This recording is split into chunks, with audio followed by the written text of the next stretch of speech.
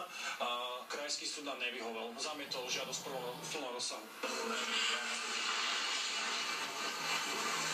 Z Trenčína Ľubo Trautenberger, televízia JOJ. V jeho rukách sa auto zmenilo na smrtiacu zbraň.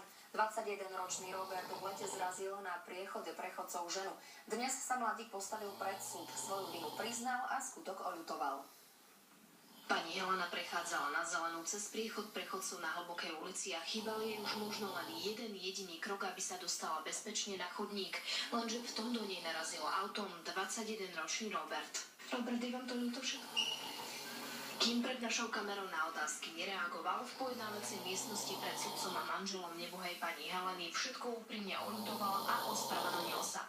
Prokurátor predniesol obžalobu, kde bol skutok podrobne opísaný. Robert vo súdne ráno 13.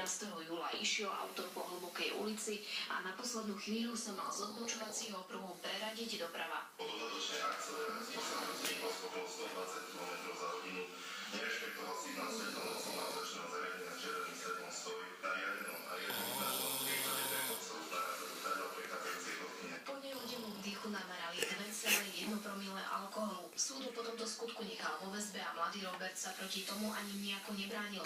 Z väzby poslal rodine zosnulej pani Heleny aj ospravedlňujúci list. Lenže pre pána Dušana, ktorý tragicky prišiel o manželku, bude každý trest pre Roberta prímeský.